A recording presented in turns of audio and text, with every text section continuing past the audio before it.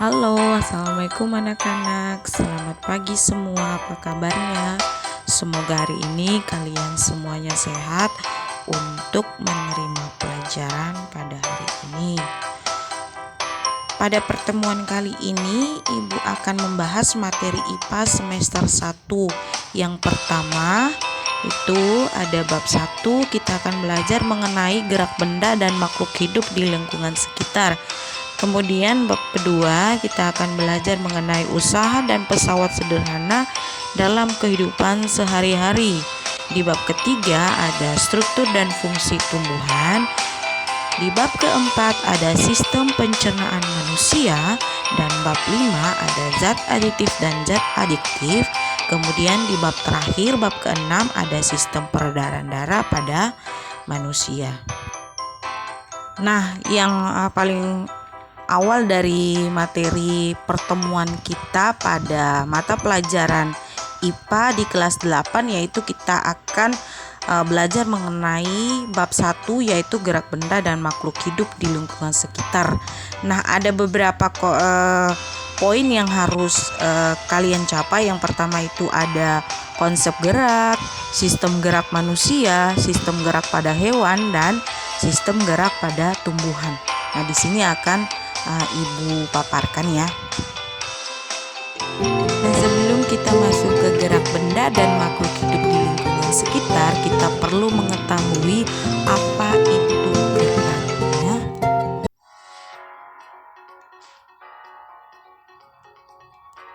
Nah, gerak adalah perubahan posisi atau kedudukan terhadap titik acuan tertentu. Nah, gerak juga dapat dikatakan sebagai perubahan kedudukan suatu benda dalam selang waktu tertentu. Nah, di sini Ibu akan memberikan beberapa contoh. Nah, ada beberapa orang yang duduk di dalam kereta api yang sedang berjalan atau bergerak. Nah, dapat dikatakan bahwa mereka orang yang duduk di dalam kereta api tersebut diam terhadap kursi yang didudukinya dan terhadap kereta api tersebut. Nah, jadi orang-orang tersebut dikatakan diam karena dia berada di kursi dan berada di kereta api yang sedang bergerak. Namun, orang-orang tersebut bergerak relatif terhadap stasiun maupun terhadap pohon-pohon yang dilewatinya ya.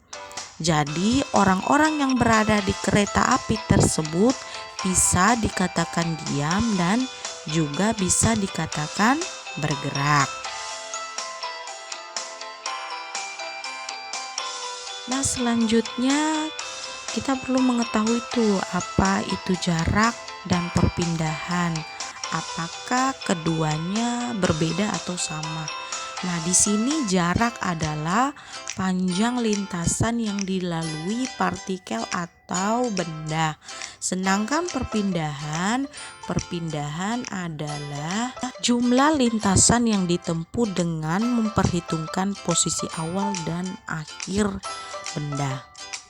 Ada salah satu contoh, ada semua mobil yang bergerak melalui jarak yang berliku-liku hingga sampai akhirnya mobil tersebut ke posisi akhir. Nah, garis merah putus-putus yang digambar itu menunjukkan bahwa mobil tersebut melintas dengan jarak yang tertera pada gambar. Namun, perpindahan mobil tersebut ditujukan garis berwarna hijau. Nah, sebelumnya perpindahan merupakan jarak lurus resultan dari posisi awal hingga akhir saja, atau dengan kata lain, perpindahan hanya ditarik garis dari posisi awal hingga akhir tanpa berliku-liku seperti jarak tadi. Nah, di sini juga ada contoh lain dari perbedaan jarak dan perpindahan agar kalian lebih paham lagi. Nah, ada sebuah mobil yang melintas dari titik A ke titik C, kemudian ke titik B dan sampai akhirnya kembali ke titik C. Nah, dari animasi tersebut menunjukkan bahwa mobil tersebut melintas sepanjang jalan titik A, C, B, dan titik C. Berbeda hanya dengan perpindahan mobil tersebut mengalami perpindahan dari titik A ke titik C. Nah, kalian masih ingat kan tadi perpindahan itu hanya memperhitungkan posisi awal dan akhir saja. Jadi mobil tersebut dia berjalan dari titik A hingga sampainya berhenti di titik C, sehingga perpindahan di titik A dia terkecil. Nah, sekarang silahkan kalian mengerjakan tugas 1 ya.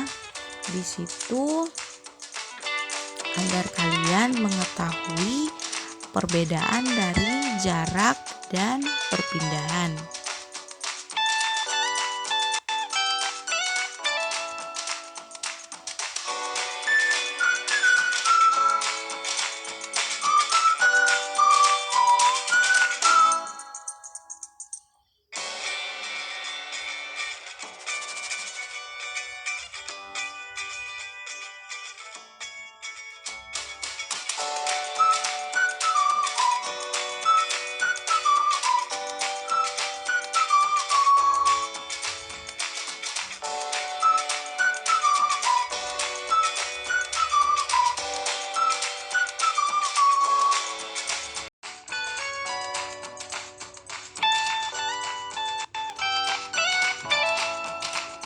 Nah, kita beranjak pada poin berikutnya, apa itu kecepatan dan kelajuan. Nah, kecepatan dan kelajuan, istilah kecepatan dan kelajuan dikenal dalam perubahan gerak. Nah, untuk kecepatan yang merupakan perpindahan yang ditempuh tiap satuan waktu, dan kecepatan termasuk besaran vektor. Nah, besaran vektor memperhitungkan arah gerak suatu benda. Sedangkan kelajuan didefinisikan sebagai jarak yang ditempuh tiap satuan waktu. Kemudian, dan kelajuan merupakan besaran skalar. Nah, besaran skalar hanya memiliki besar tanpa memperhitungkan arah gerak benda. Di sini secara sistematis dapat ditulis sebagai berikut. Kelajuan sama dengan jarak per selang waktu, di mana jarak satuannya meter dan selang waktu satuannya sekon. Kemudian kecepatan sama dengan perpindahan yang satuannya meter per selang waktu yang satuannya sekon.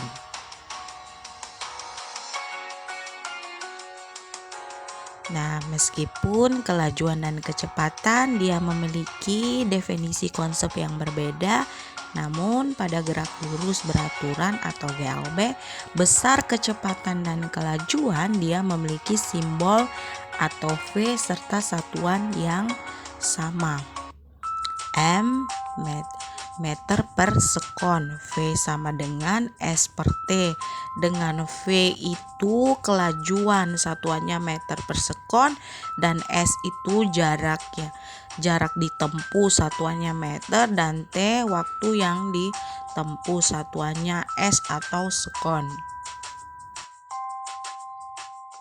Nah, yang berikutnya Ibu akan memberikan satu contoh soal. Di sini Andi bersepeda menempuh jarak 180 meter dalam waktu 30 sekon. Nah, berapa kelajuan sepeda tersebut?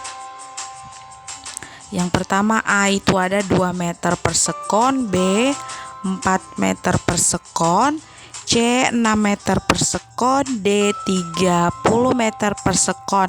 Di sini sudah Ibu lampirkan jawabannya. Yang pertama-tama kita diketahui dulu tuh S-nya.